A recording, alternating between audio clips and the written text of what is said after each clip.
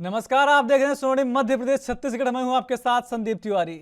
छत्तीसगढ़ के रायगढ़ में सीएम भूपेश बघेल ने आज अधिकारियों के साथ बैठक की। आपको बता दें कि आम जनता की सेवा ही सरकार का प्रमुख उद्देश्य है। आम जनता की समस्याओं का समय पर निराकरण और पारदर्शी प्रशासन के साथ लाभार्थियों की संतुष्टि सभी के प्राथमिकता में होनी चाहिए। अगर किसी भी शिकायत पर कार्रवाई आपको बता दें नहीं होती तो उस पर बाध्य होना पड़ेगा। इसलिए कोई भी ऐसा कार्य ना करे जिससे कि आपकी शिकायत हो।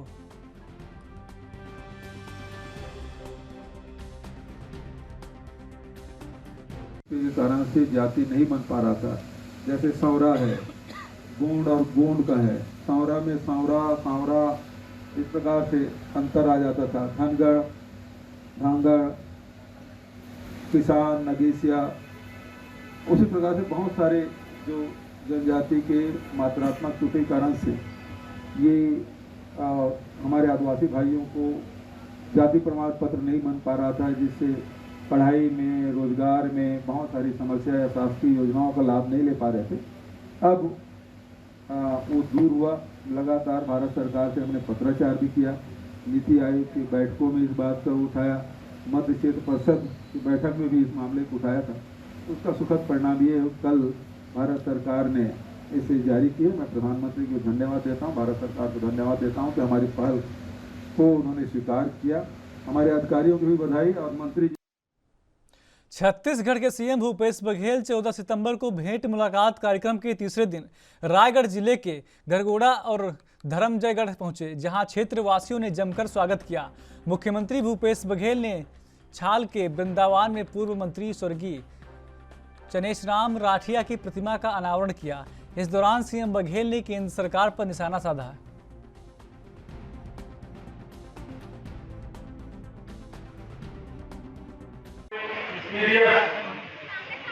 लागू करें बिजली आधार के मुख्यमंत्री सुपोषण योजना है, स्वास्थ्य योजना है, डॉक्टर शुक्ल बघेल स्वास्थ्य योजना है। ये सब योजना के लाभ आम जनता उठा सके। राज्य सामने आता है तो खुले होकर लेकर लाभ ले रही है। ऐसा नहीं वो मुझे बोलने नहीं जाते, ये सब जान कर रहा है। सरकार के गलत नीतियों के कारण से कोयला सप्लाई कर नहीं पा रहे हैं, कोयला उत्पादन कर नहीं पा रहे हैं। सारे प्राइवेट प्लेयर को जो पहले दिए गए थे उसको कैंसिल करा दिया गया। और आज स्थिति ये है कि सारे जो पैसेंजर ट्रेन है उसको बंद कर दिया गया है। उसके बाद भी बिजली कोयला विदेश से आ रहा है। तो विदेश से आने के कारण से जो फ्यूल चार्ज है बढ़ गया है। और बढ़ने के कारण से न केवल छत्तीसगढ़, पूरे देश में इसका प्रभाव पड़ेगा, बल्कि आने वाले समय में इसका और दुष्प्रभाव पड़ेगा। क्योंकि यहाँ कोयला 3,000 4,000 रुपये टन में मिल रहा है। विदेश से कोयला जो आता है 15,000 से 18,000 रुपया। अब तो ये पता चला है कि यूरोप जैसे कंट्री में पहले जो गैस से बिजली उत्पादन कर रहे थे, क्योंकि यूक्रेन और रूस के बीच में युद्ध हो रहा है, तो वहाँ गैस सप्लाई बंद हो गया है। तो इसके कारण से फिर से वो लोग थर्मल पावर शुरू किए हैं। तो कोयला की डिमांड फिर यूरोप में भी बढ़ेगा, तो पूरी दुनिया में कोयला की डिमांड बढ़ेगी। भारत सरकार की गलत नीतियों के कारण से कोयला उत्पादन प्रभावित हुआ है और उसको खामियाजा आम। मध्य प्रदेश के सीएम शिवराज सिंह चौहान ने एक कार्यक्रम को संबोधित किया। इस दौरान उन्होंने कहा कि मैं किसी भी भाषा का विरोध नहीं करता, लेकिन हर इंसान को अपनी भाषा पर गर्व होना चाहिए। सीएम ने कहा कि जब हर देश में मेडिकल की पढ़ाई उनकी भाषा में होती है तो फिर हमारे देश में क्यों नहीं हो सकती। हमारी मातृभाषा के प्रति गर्व होना चाहिए, राजभाषा में कामकाज होना चाहिए। अब मैं तो मुख्यमंत्री रहते हुए हैरत में पड़ जाता हूं जब अंग्रेजी का कोई पत्रक सर्कुलर आता है और उसका हिंदी में अनुवाद किया जाता तो ऐसी हिंदी बना देते कि हिंदी वालों को ही समझ में नहीं आता कि मुख्यमंत्री विधेयकों की भाषा कोई समझ ही नहीं पाता। पर इसलिए जरूरत है कि अपनी हिंदी जैसी है, सहज, सरल। अब मैं कई बार कहता हूं रेल को लोह पदगामी कहने की जिद मत डालो। हिंदी की ग्रहण क्षमता जबरदस्त है। जिन शब्दों को हमने आत्मसात कर लिया है, अगर कुछ लोग वैसे शब्दों के लिए अड़ेंगे तो दिक्कत जाएगी। अब स्कूल को पाठशाला नहीं कहो, काम चल जाएगा, क्या दिक्कत है? स्कूल इतना रच बस गया कि स्कूल भी कह दो काम चल जाएगा। लेकिन अपनी भाषा का गर्व होना चाहिए। और इसलिए मध्य प्रदेश की धरती पर हमने बड़ी गंभीरता से प्रयास किए। अब आप देखिए, चिकित्सा की पढ़ाई, मेडिकल की पढ़ाई जापान में जापानी में होती है, रूस में रशियन में होती है, फ्रांस में फ्रेंच में होती है। तो भारत में, मध्य प्रदेश में हिंदी में क्यों नहीं हो सकती? शुरू में जब मैंने बात की, बड़ा विरोध हुआ, नहीं कैसे होगा, असंभव है। हमने कहा अब शब्द हमारे शब्दकोश में नहीं है। बोले शब्द कहां से लाओगे, हम कहां ढूंढेंगे? और आज मुझे कहते गर्व है कि मध्य प्रदेश के भोपाल के गांधी मेडिकल कॉलेज में इसी सत्र से मेडिकल की पढ़ाई हिंदी भाषा में हम प्रारंभ करें। मध्य प्रदेश के गृह मंत्री नरोत्तम मिश्रा ने प्रेस वार्ता की। प्रेस वार्ता में उन्होंने पूर्व सीएम कमलनाथ पर तंज कसते हुए कहा कि काठ की हांडी बार बार नहीं चढ़ती है। कांग्रेस ने किसानों का कर्ज माफ नहीं किया, बल्कि उन्हें डिफॉल्टर किया है। और इस दौरान उन्होंने कई मुद्दों पर भी चर्चा करते हुए क्या कुछ कहा, देखिए। उनने कर्ज माफ नहीं किए थे, किसानों को डिफॉल्टर किया था उनने। और ये कर्ज माफी का नारा देकर जितना नुकसान कांग्रेस और कमलनाथ ने किसानों का किया है, इतना नुकसान तो कभी कोई कर ही नहीं सकता है। आज मध्य प्रदेश के किसान डिफॉल्टर हो गए। और सबसे बड़ी दिक्कत ये है कि कांग्रेस उसके बावजूद भी झूठ बोलने और धोखा देने पे आमादा है। फिर कह रहे हैं कि आगे और कर देंगे। कमलनाथ जी, काठ की हाड़ी एक ही बार चढ़ती है, बार बार नहीं चढ़ती है। अब कोई भी जो 33 लाख किसान आपने डिफॉल्टर किए हैं, उनमें से कोई भी आपके मुगालते में नहीं आएगा, बल्कि ये सारे किसान जो आप बेसुरा राग अलाप रहे हो उसके खिलाफ आवाज उठा। ये वो लोग हैं जिन्होंने बेरोजगारी भत्ता देने का कहा और एक को भी नहीं दिया। इनको किस मुंह से ये बनाते हैं? ये दरअसल ये पचा नहीं पा रहे हैं। अब कहाँ मोदी जी और कहाँ राहुल बाबा, कहाँ राम राम, कहाँ टेंटे। उनकी यात्रा के रुझान आना प्रारंभ हो गए हैं। तीसरा रुझान कल गोवा का आया है, 8 कांग्रेस के विधायक। इसके पहले गुलाम नबी आजाद जहां पहुंचनी है यात्रा जम्मू कश्मीर के, वो छोड़ चुके हैं। आनंद शर्मा पद से इस्तीफा दे चुके हैं। गुजरात के युवक कांग्रेस के प्रदेश अध्यक्ष। लगातार रुझानों का क्रम जारी है। ये शोले की यात्रा जैसी है कि आधे इधर आओ, आधे उधर जाओ, बाकी मेरे पीछे आओ। निश्चित रूप से प्रधानमंत्री पर दोषी पाया जाएगा तो कार्रवाई होगी। मैं पहले भी बोल चुका हूं, प्रबंधन को आज बुलाया भी है और जांच टीम भी पहुंच रही है। 24 घंटे में संपूर्ण मध्य प्रदेश में कोरोना के 29 नए प्रकरण आए हैं, जबकि ठीक होकर अपने घरों और गंतव्य की ओर जाने वाले 41 लोग हैं। एक्टिव केस 192 वर्तमान में है। सैंपल जो कल लिए गए वो 5296 लोगों का सैंपल लिया गया है। संक्रमण दर वर्तमान में 0.55 है, जबकि रिकवरी की दर 98.7 बनी हुई है। पिछले 24 घंटे में कोई भी पुलिसकर्मी संक्रमित नहीं हुआ है, ना ही कोई वर्तमान में संक्रमित पुलिसकर्मी है। पिछले 24 घंटे में जो वैक्सीनेशन संपूर्ण प्रदेश में हुआ है वो 11,83,737 है। जो अभी तक कुल वैक्सीनेशन हुआ है आज तक वो 13,17,02,000। अलीराजपुर के नानपुर रोड स्थित शराब माफियाओं के घर प्रशासन का हथौड़ा चला है। आरोपी के मकान का कुछ हिस्सा अवैध अतिक्रमण किया हुआ था, जिसे प्रशासन ने ढहा दिया। दरअसल पिछले दिन धार जिले के कुच्छी एसडीएम और तहसीलदार का अपहरण कर उनके साथ मारपीट की घटना को अंजाम दिया था और यह पूरा मामला अवैध शराब के कारोबार को लेकर हुआ था।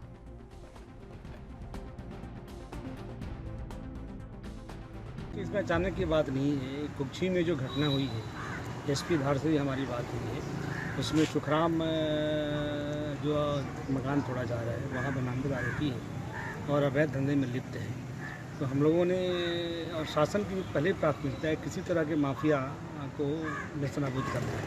इसका हम लोगों ने क्रिमिनल रिकॉर्ड देखा और इसका जो इन्वॉल्वमेंट है पूरे प्रकरण में उसको भी हम लोगों ने देखा।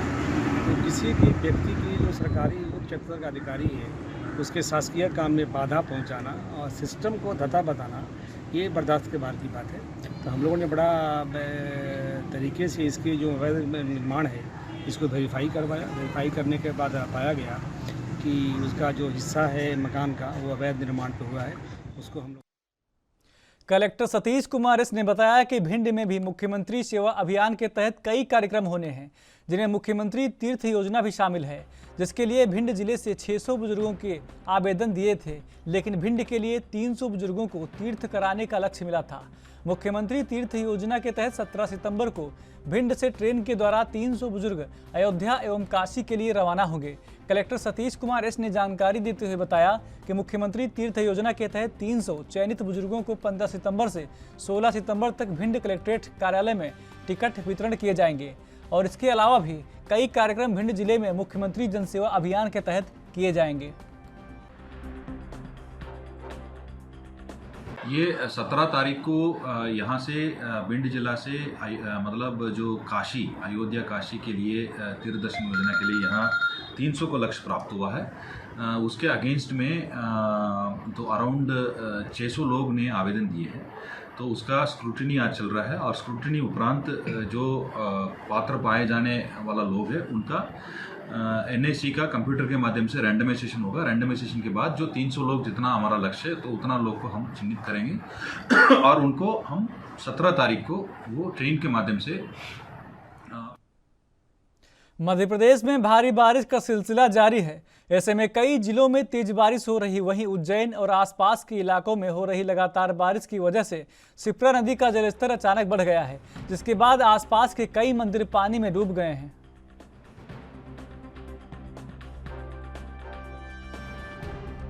ये कल जल स्तर कल शाम से बढ़ना प्रारंभ हुआ है माता जी का, तो अभी यहाँ तक जल आ चुका है। तो जल के कारण कोई अव्यवस्था तो है नहीं है। सभी श्रद्धालु अपने अपने स्नान ध्यान कर रहे हैं, पूजन पाठ कर रहे हैं, पितरों के निमित्त जल तर्पण कर रहे हैं। समस्त पूजाएं व्यवस्थित हो रही है, यहाँ पर कोई दिक्कत नहीं है। हाँ, मंदिर वगैरह भी सब शिप्रा माता के गेट शिप्रा माता का जलमग्न हैगा, आधा ये हैगा। नदी में बहाव बहुत तेज है। कल शाम से नदी का जल स्तर बहुत ज़्यादा बढ़ गया है। नदी में घाट के जो मंदिर है वो मंदिर डूब चुके हैं। यात्रियों से हम निवेदन कर रहे हैं कि किनारे बैठकर डुबकी लगाएं। होमगार्ड का तैराक दल लगा हुआ है। पॉइंट पे सारे पॉइंटों पे तैराक लगे हुए हैं। जहां डूब क्षेत्र है वहां प्रतिबंध लगा दिया है। यात्रियों का जाना बिल्कुल मना।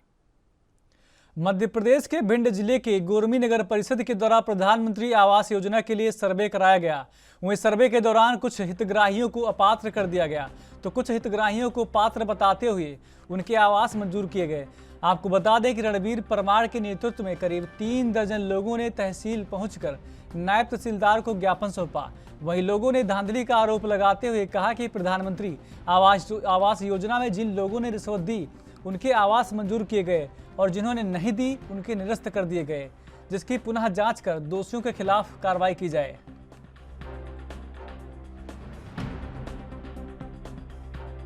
पालिका में सीएम साहब से पास गया था, उनने बोला कि कोई लिस्ट नहीं है यहाँ पे, तुम्हारी जो सर्वे करने जाएंगे तो उन लोगों को पूछ लेना। उन लोगों को पूछी तो बोला कि यहाँ पे मेरे पास लिस्ट नहीं है, सीएम साहब के पास जाओ। मतलब ये लोग सारी चूतियाँ बनाने वाली बात करती हैं। और पटवारी से कल बात हुई, पटवारी ने भाई ऊपर वाले जाने, नीचे वाले कुछ नहीं करता। मैंने उन्हें जवाब दिया था, साहब ये बताओ ऊपर वाले सर्वे करवे आए कि नीचे वाले का सर्वे करवे आए? किस चीज़ का सर्वे किया? हाँ, आवास का सर्वे किया था इन लोगों ने, पटवारी लोगों ने, तो सबका निरस्त कर दिया और जिन लोगों के पैसे लिए हैं उनका उन्हें आवास कर दिया है। कुछ लोगों ने भी प्रधानमंत्री आवास के संबंध में ये ज्ञापन दिया है कि उनकी जो पीएम आवास में उनको कुछ को अपात्र घोषित कर दिया था। उनका ये कहना है कि वो अपात्र नहीं हैं और इसके लिए पुनः एक बार जांच कर ली जाए और इस संबंध में मैं नियमानुसार उनकी पुनः जांच के लिए कार्रवाई करवाता हूं और अगर वो पात्र पाए जाते हैं तो उनके पात्र के लिए ही।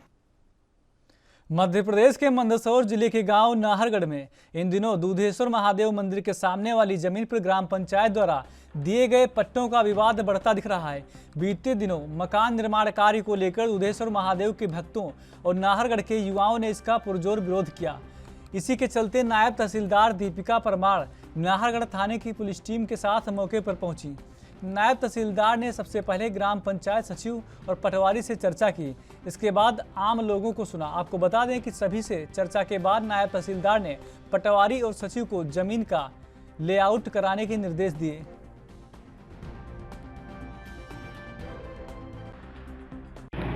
यहाँ पे हम शासकीय आबादी घोषित है, उस पर हम लेआउट बनवाना चाह रहे थे। तो जब लेआउट बनाने के लिए टीम वहाँ पहुँची तो नाहरगढ़ के जो निवासी हैं उनके द्वारा थोड़ी आपत्ति ली गई थी। तो मैं मौके पे पहुँची, उनकी बातें मैंने सुनी और उसमें जो निराकरण हो सकता था उन्होंने किया और अब सब कुछ ठीक है। अपात्र को भी यहाँ पट्टा देने की बात सामने आई है, तो उस पर क्या आपने? हाँ, जैसे उन्होंने कहा है कि कुछ मकान बने हैं जिनको पट्टे नहीं दिए गए हैं और वो अपात्र लोग हैं, तो उसमें हमने जाँच करने के निर्देश दिए हैं। यहाँ पे जांच के लिए अभी हमने पटवारी और सचिव दोनों को कहा है कि वो ग्राम पंचायत के भी दस्तावेज देखें और मौके की स्थिति देख के और उन लोगों से भी पट्टा अगर उनके पास वो किस आधार पर उन्होंने मकान बनाया।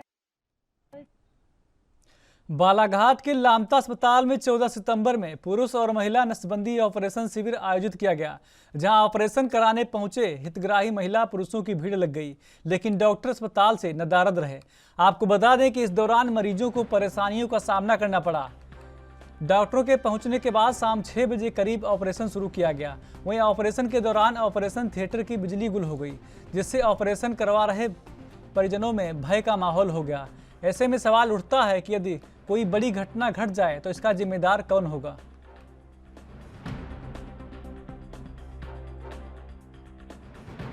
कैंप में कितना समय से आए हैं आप? 11 बजे से। अच्छा, तो अभी ऑपरेशन हो गया नहीं हुआ? नहीं जी, लीजा लिए। हाँ, लीजा लिए। लीजा लिए? हाँ। अंदर लेके गए ऑपरेशन थिएटर में? हाँ। अच्छा, ऑपरेशन कितना समय चालू हुआ? 6 बजे से। 6 बजे से चालू हुआ। तो क्या क्या परेशानी हुई आपको आज? हमको तो परेशानी कोई चीज़ की नहीं हुई जी, हम वो के लागे हैं अभी तो। आज यहाँ LTT प्लस NSVT यानी पुरुष नसबंदी और महिला नसबंदी दोनों प्रकार का कैंप किया जा रहा है। कितने हितग्राही आए हैं? आज 25 LTT और 1 NSVT, कुल 35 केस आए हैं और 35 केस में से 35 का ऑपरेशन हो रहा है। अच्छा। एक पुरुष नसबंदी का जो करवाना था वो पहले ही यानी शुरू में उसको लिया गया है और उनका ऑपरेशन सफल हुआ, छुट्टी दी गई है। अच्छा, जो मैडम यहाँ पे आज अव्यवस्था के बीच ऑपरेशन हो रहा है, इसका क्या मुख्य कारण क्या है? ये आज तक ऐसी अव्यवस्था नहीं हुई और ये सौर ऊर्जा के कारण हम लोग उसके भरोसे रह गए। हमेशा ये मतलब अव्यवस्था नहीं रहती है, लेकिन आज ऐसी स्थिति आ गई है तो उसके लिए अब क्या कर सकते हैं, ना आप कुछ कर सकते हैं ना हम कुछ कर सकते हैं। हमसे जितना बन पड़ा इसको बुलाए उसको बुलाए और बिजली की व्यवस्था सुदृढ़ करवाए, बस इतना ही कर सकते हैं। बाकी बिजली ऑफिस वाले इसका काम करेंगे, हमसे नहीं बन पा रहा है। और हमारे DMO सब जो है अभी वो डिस्ट्रिक्ट हॉस्पिटल इमरजेंसी आ गई, जाना पड़ा, वरना वो रहते तो शायद कुछ कर सकते थे। अच्छा, तो अव्यवस्था बनने का कारण क्या है मैडम? अव्यवस्था बनने का देखिए, अव्यवस्था आज पहली बार देख रही है, इससे पहले तो नहीं हुई। अब इसका कारण क्या है मैं बिल्कुल नहीं बता पाऊंगी कारण क्या है। थोड़ा सा क्या है, मौसम को भी देखते हुए चलना पड़ रहा है, बारिश लगातार हो रही है, उसके भी कारण हो सकता है। इसके सब वो जिम्मेदार कौन है? देखो, मुझे भी जानकारी लगी कि आज LTT कैंप है और यहाँ पर जो अव्यवस्था हो रही है, तो मैं भी अपने घर यहाँ से लगभग 12-14 किलोमीटर दूर से मैं अभी आकर देखा मैंने। तो यहाँ सबसे बड़ी बात यह है कि सौर ऊर्जा की लाइट लगी हुई है और उस सौर ऊर्जा की लाइट में 3 दिन से सूर्यदेव के दर्शन नहीं हो रहे हैं। ऐसे कारण में जब वो अगर चार्ज नहीं होगी, बैटरी चार्ज नहीं होगी, तो इनको तत्काल व्यवस्था या तो विद्युत की करना चाहिए या जनरेटर रखना चाहिए। और ये ऐसे कैंप है कि इसमें जनरेटर तो अनिवार्य है कि जिसमें कोई भी आकस्मिक किसी प्रकार से भी मतलब ज़रूरत पड़ सकती है, तो जनरेटर की व्यवस्था होना चाहिए। तो BMO जो है, BMO की जानकारी में ये चीज़ को लाना चाहिए कि भाई उनने जनरेटर की व्यवस्था क्यों नहीं किया। मैं अभी मेरी तत्काल अभी CMO से बात हुई मेरी, तो CMO ने ये बोला कि मैंने तो 2 कमरे में व्यवस्था करवाई है अभी, और तत्काल 2 कमरे में व्यवस्था करवाने से बाकी लोगों का मतलब हल नहीं हो पाता ना। अच्छा, तो ऐसी स्थिति में यहाँ के जो BMO जो है वो जवाबदार है। और सबसे बड़ी बात तो ये है, मुझे यहाँ पे समझ में आया कि जो सर्जन जो यहाँ पर जो कैंप में ऑपरेशन करने जो आते हैं, ये एक बार नहीं, हर बार का उनका यही है कि 5 बजे 6 बजे आते हैं ये और रात समय करते हैं। अगर वो दिन के दिन में आ जाए तो लोगों को जो छोटे छोटे बच्चे वाले जो दूर दूर से यहाँ पर आते हैं, लगभग यह है कि 25-30 किलोमीटर 40 किलोमीटर की दूरी से यहाँ पर लोग ऑपरेशन कराने आते हैं, तो सही समय पे अपने घर पहुँच जाएगा।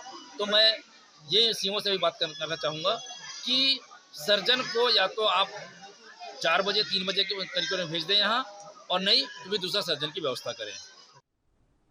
मध्य प्रदेश के सीएम शिवराज सिंह चौहान स्कूलों में बच्चों को मध्याह्न भोजन देने के लिए अरबों रुपए खर्च कर रहे हैं, जिससे कि बच्चों को अच्छा भोजन मिल सके। लेकिन वहीं मध्य प्रदेश के रीवा जिले में सरकार के मंसूबों पर पानी फेरा जा रहा है। आपको बता दें कि ताज़ा मामला रीवा जिले के हनुमना तहसील के माजन मनिकाराम ग्राम पंचायत के शासकीय पूर्व माध्यमिक विद्यालय टटिहरा का है, जहां पर मिड डे मील के नाम पर बच्चों को घटिया स्तर का भोजन परोसा जा रहा है, जबकि नियमानुसार हर दिन बच्चों को तरह तरह के भोजन दिए जाने चाहिए। लेकिन मिड डे मील को समूह संचालक के द्वारा साइड में रख दिया गया है और हर दिन सिर्फ और सिर्फ दाल चावल दिया जाता है। दाल भी घटिया क्वालिटी की, जो कि बच्चों को खाने योग्य नहीं रहती है।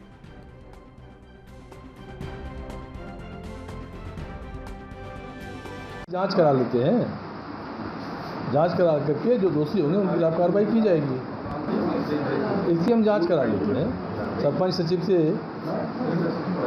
प्रतिवेदन मंगा करके उसके खिलाफ हम कार्रवाई करेंगे। हम लोग ये पूर्व में शिकायत हुई थी 15 अगस्त को ग्राम सभा में, उसी के तारतम्य में हम लोग आए और यहाँ भोजन चेक करने के लिए भोजन में चावल और दाल पाया गया, लड़के खा रहे थे। दाल की क्वालिटी, चावल की क्वालिटी तो सही थी, दाल की क्वालिटी समझ में नहीं आई। वो 75% दाल तो सही पाई गई और 25% दाल उसको शायद पशु भी न खा पाएंगे। और कमियां तो खास तौर पर कुछ नहीं देखी गई। शिक्षक बंधु 2 भैया थे, एक प्रभारी हेडमास्टर साहब, एक प्राथमिक विद्यालय के सिंह साहब, और कहाँ थे कहाँ नहीं थे।